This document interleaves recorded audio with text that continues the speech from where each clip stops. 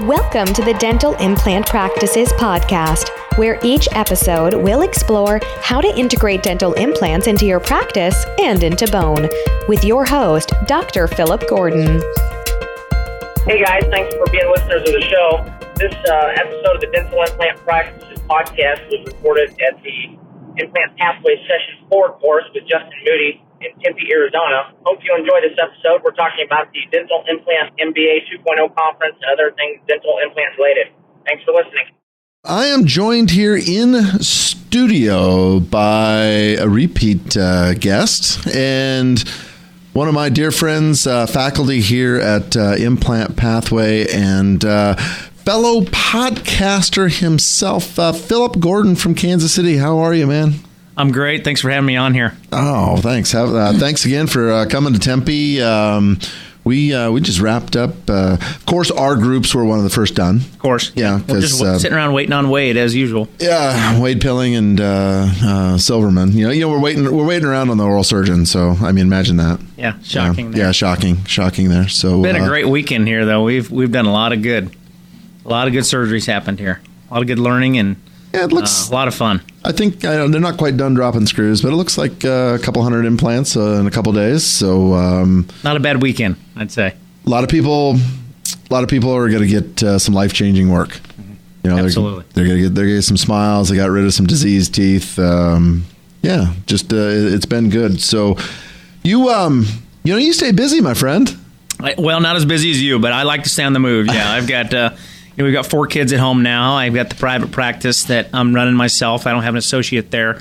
I love coming out and helping be part of the Implant Pathway program. That's, I learn just as much as I teach here.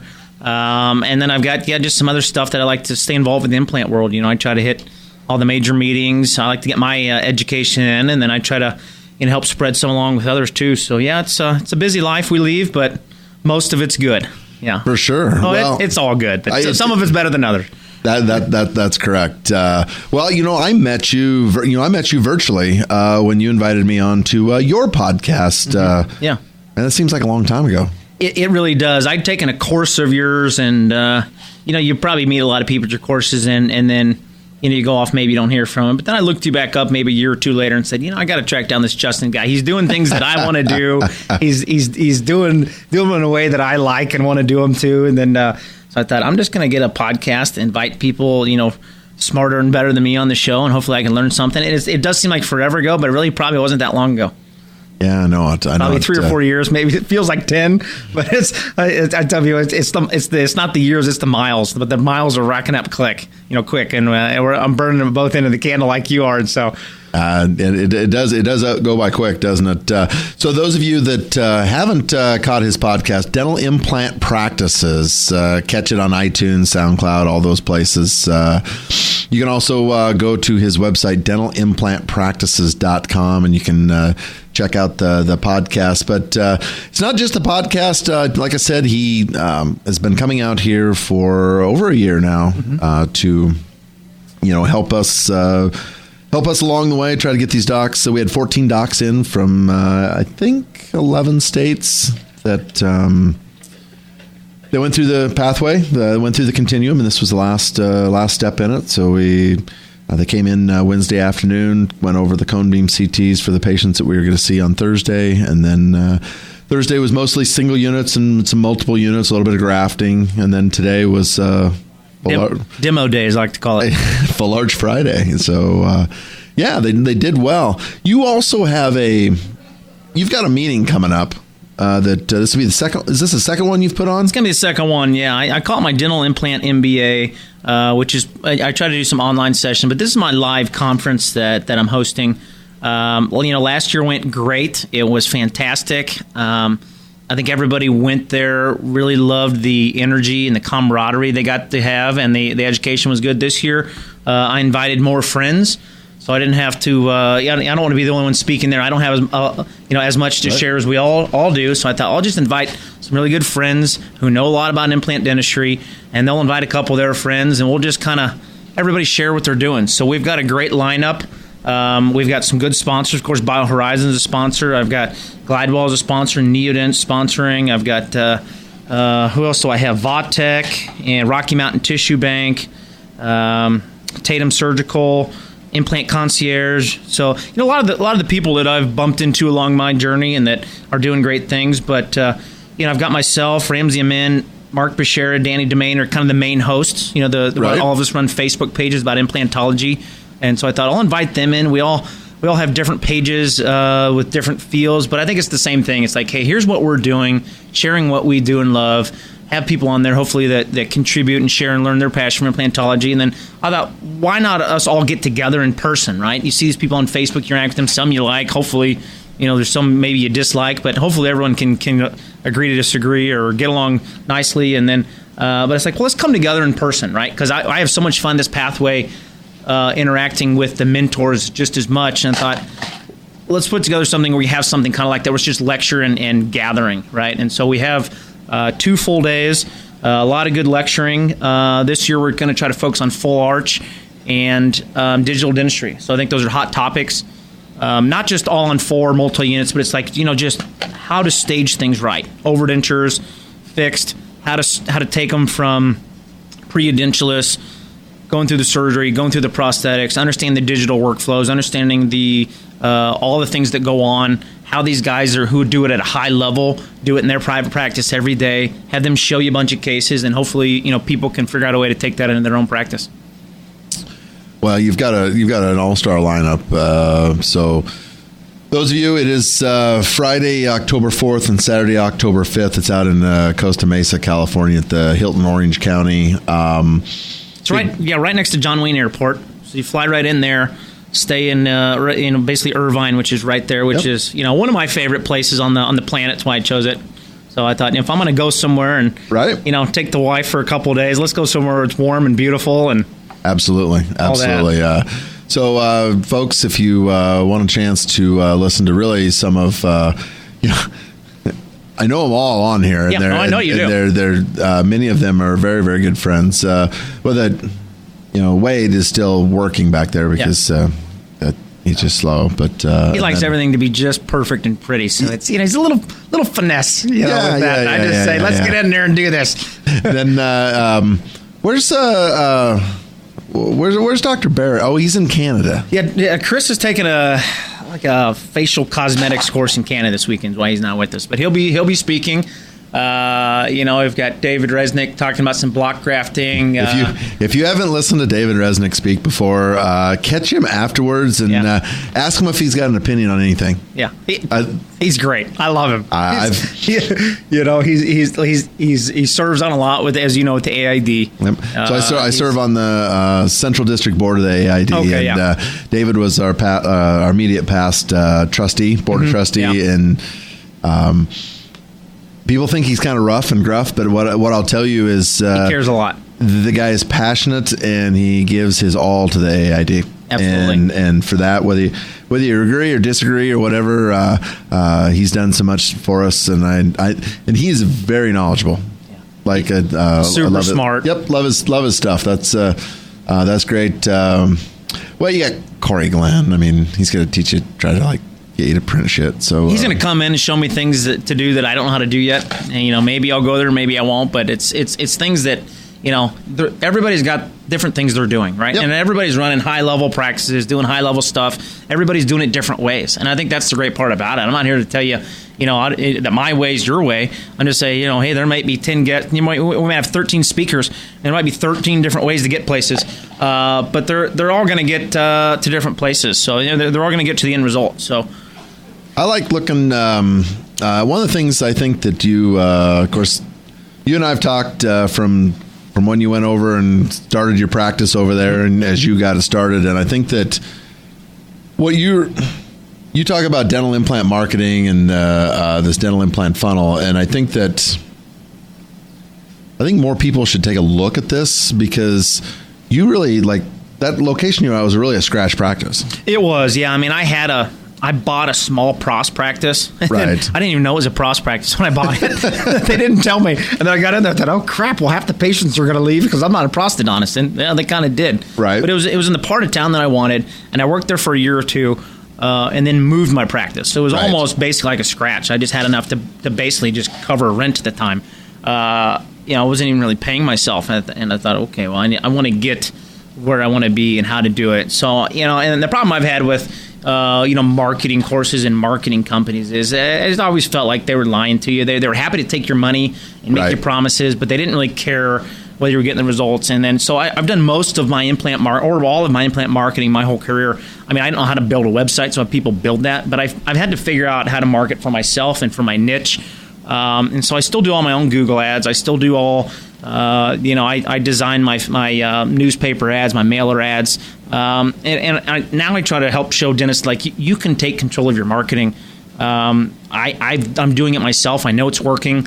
You get to decide the budget, but I'm going to show you how to plug it in and do your own marketing. And then I don't care how much you spend. Like, I'm not making money on that. I just want to show, here's what I'm doing. I know it's successful. I'm not going to have you on the hook for something. I just say, look, I'll show you what I'm doing. It'll probably work in your town too.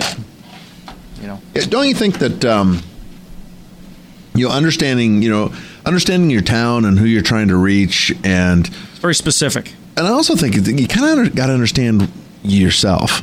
Yes. Like you don't need everyone to come in. You don't.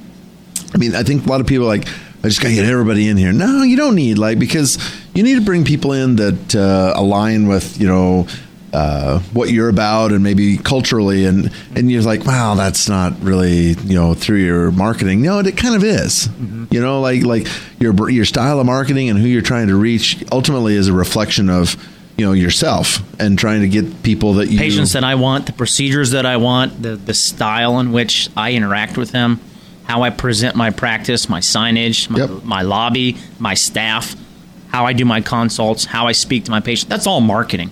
Obviously, we all think about marketing like, okay, what ad did you use? What's the hook? Obviously that's what maybe gets the click. That might be what makes them to call. But then the rest of the marketing is still, it's all those other things. And like you're saying, it's very personal. Like there's not a one tell all. I mean, obviously I can help get you a click, but then you have to make the website how you like. You have to make your lobby how you like. You have to do your case presentations how you do it. And it took me a while to get to there too, to understand myself and my abilities and who I am and what I'm comfortable with.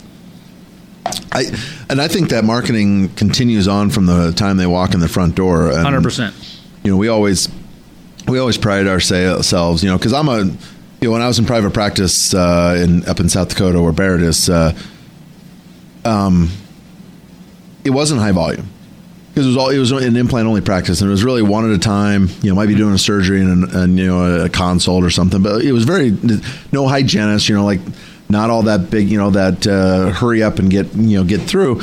But so one of the things that I always thought was it's the small things like clutter free, clean operatories. Yep. And after someone uses the patient bathroom, like someone goes in and tidies it up and looks at it, and from every time the patient goes to the back, someone goes back to the waiting room and realigns the magazines and sets things out nice, because you only have one chance to make a first impression. Absolutely. We've been taught that since we were a little kid, but it's so true. And if you're going to spend, patients are judging you at every step along the way. Right. Well, like we get thin sliced every second by every person, and we often make our judgments or our first assumption of somebody based upon just their sight. It could be the way they smell or the way they talk or whatever it is. Right or wrong, we do it. That's what our brain is programmed to do, is make quick assessments to assess our environment. Yep.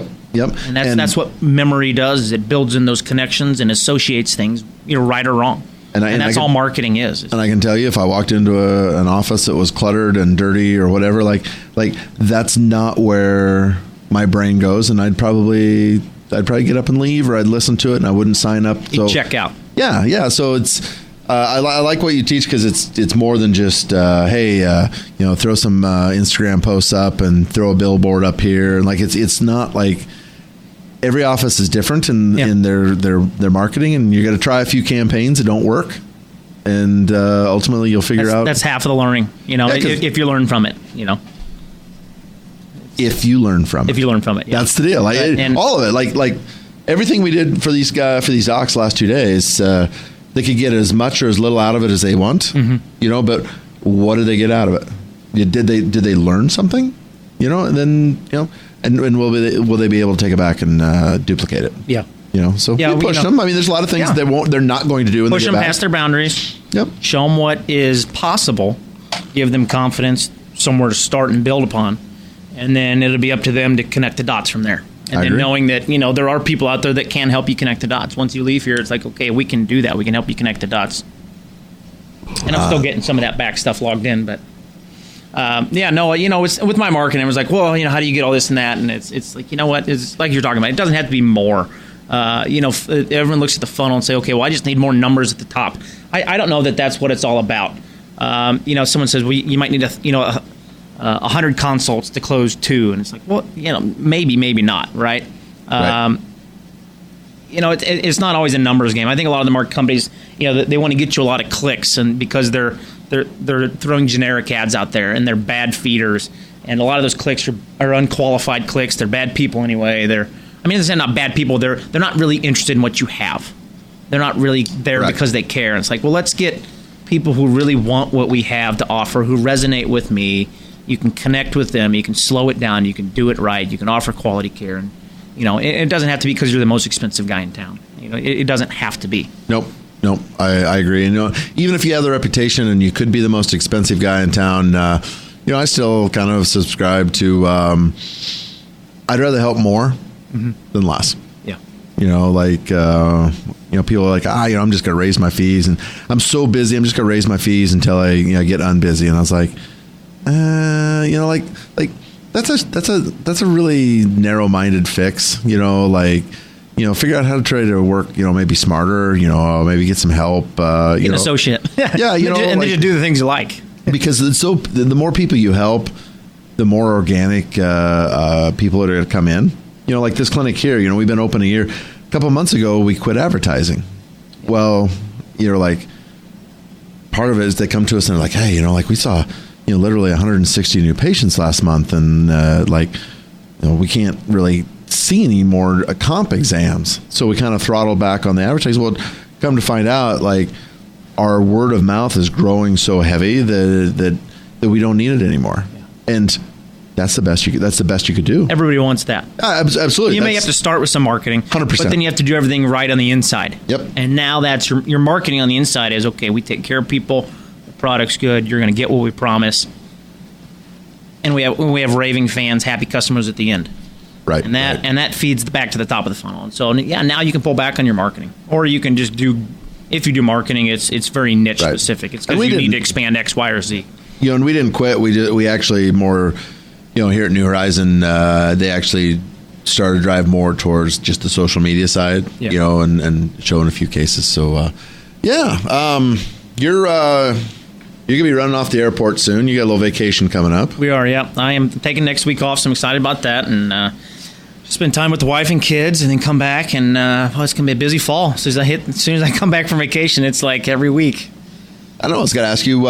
You went up to Michigan to the CE course. Resnick was up there, and I was actually Duluth, Minnesota. Yeah, Minnesota. That's right. So the Tatum. That's not like close to anything, that. No, it's not close to anything. But he's got a vacation home up there, and the Tatum group puts on a biannual kind of mentors meeting, and they actually merged it with the Alabama Implant Study Club this year. So it was a great group. Obviously, Hilt was there. Resnick's kind of running it, but he brings in a bunch of great people for that.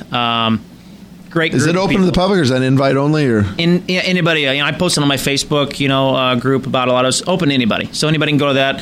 I think they have every other year they've been doing their trips to Paris, so I went to that last year. Oh yeah, you and Chris went. Yeah, me and Chris went, and then I said, okay, Chris, let's go to this one here. But he had a wedding to go to, and this and that, so I went up there to Duluth. I took the family and kids up there. It's a nice event.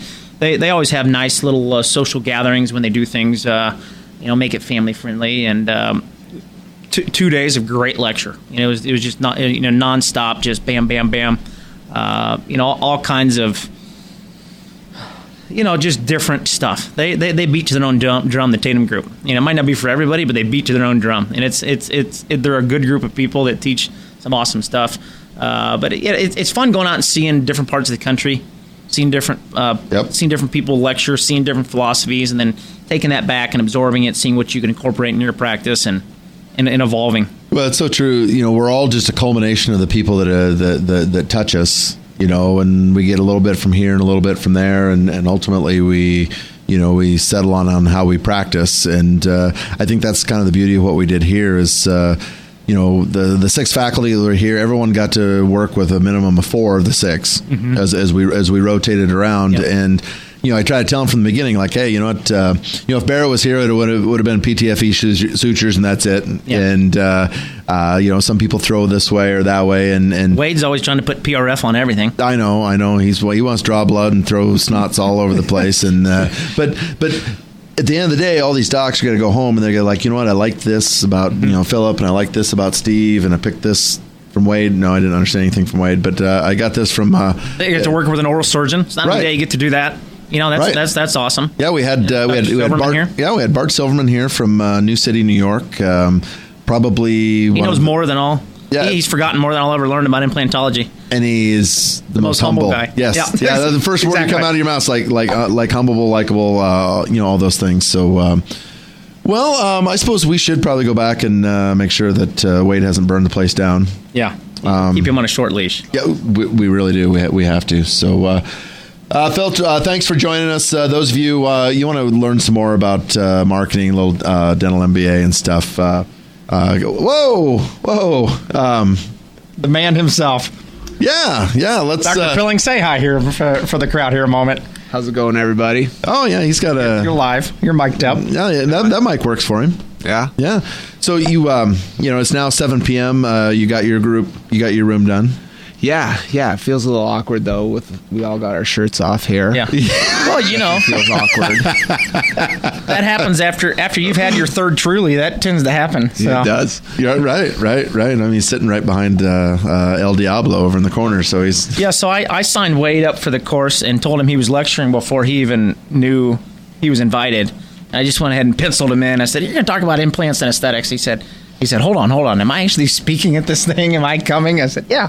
I've already got you marked out. I think he's slipping a little bit because we had the same conversation with the implant pathway in Salt Lake City next year, and I think I'm being gaslit here. I think that's what it is. I'm getting signed up for stuff I didn't agree to. In fact, my conversation was, he asked me if I wanted to come speak at his event a long time ago, and I told him he couldn't afford me. That is what he told me. And I think his response was actually, I need to pay him to come speak. Yeah. And somehow I ended up on the event. Somehow I'm probably going to end up... You're actually in the center of the marketing piece. I got you right in the middle. Yeah. I put your head on somebody else's body, though, so I hope you don't mind. True. I was like, I don't have that How come Corey Glenn's head is so much bigger than everyone else's? I haven't figured that part out yet. Lots of knowledge in there. I know, right? It's pretty smart, so could have something to do with that. This flyer has gotten some unique criticism at times, so we're going to write it out, So speaking of unique marketing, has anyone caught Corey Glenn's video marketing for his one of his programs? I have not, no. Did you see that, Wade? Oh, his video of what happens at that? Oh, yeah. It's phenomenal. It's awesome. Yeah, you have to catch... I was a little triggered, but it was awesome. I'll have to have him put a video together for the MBA 2.0. I'll say, okay, half of your lecture has to be a creative... Borderline offensive video. You might want to listen to those other videos before you invite him to do one for you. Maybe not. Okay, scratch that. I just, I love educators that don't take themselves too seriously. It's the best. So it's the best. It's the best. I mean, I think the old stuffy people are going away, and like the new, guys that are good, helpful, don't take themselves too seriously. I think it's great for the profession. Yeah, let me. You guys talk. I want to. Let me see if I can. This so we just finished up demo day. We did 2 arches in the morning and 1 in the afternoon, and how did we wrap up? Oh, I think it was great. We have a little bet going about whose implants will last the longest, but we'll see. Whose students put in the better implants. We need to compare the CBCTs and maybe take a poll on the online and see whose students did the best. Yeah, my favorite. The best feedback we always get is it's great for people to see such a variety of doctors. We have nicknames for everyone. I'm not sure what should mine be. We call you Rambo. I'm not sure what yours is going to be. I'll take an internal poll of the other pathway faculty. We'll have something figured out. Yeah. Outstanding. It'll have to be something about your frosty tips, your Canadian heritage, and your and you're truly drinking. I'm not sure which combination I'm going with. And it was but those headshots we took earlier were looking good with the shirts off and that's true. Yeah, that's true. So, the shirts off photo, the sun's out, guns out photo we were putting together. Yeah. Nope. Faculty can sometimes be a little intimidating here, right? They can. Yeah, they definitely can. But we're not. Let's see here. Let me see if I can. So this is a really serious course. It's about implants and biology and bone. There's no messing around at this course.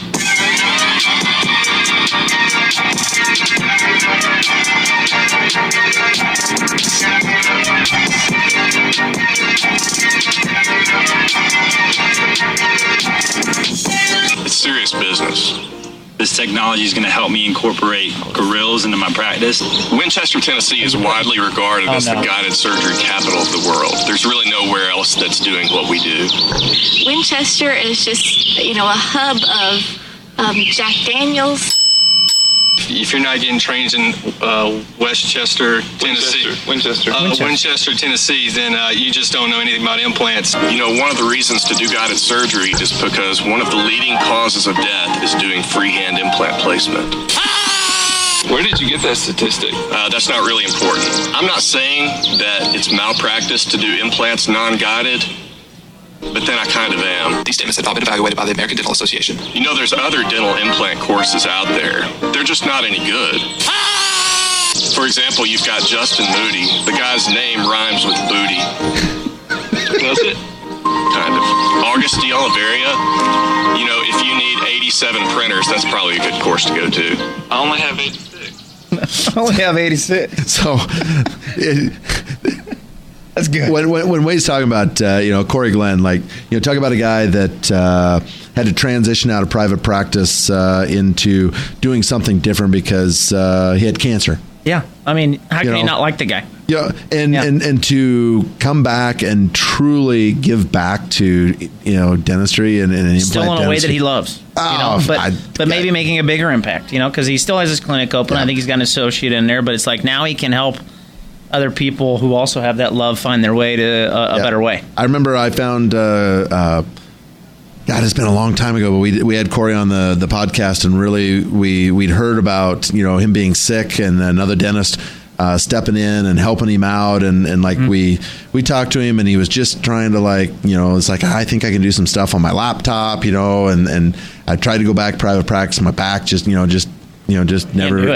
can't do it. And today, I'm proud to call him a friend, and I'm glad he's doing great and just kicking some ass. So absolutely. Well, we're gonna wrap this up. Phil, again, thanks for coming.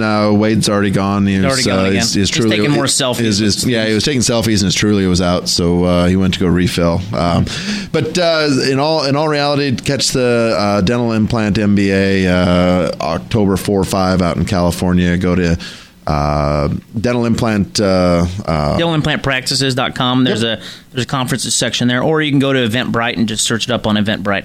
There you go. So, Dentist Implants and Worms, Implant Pathway HQ here in Tempe, Arizona. Until next time, peace out.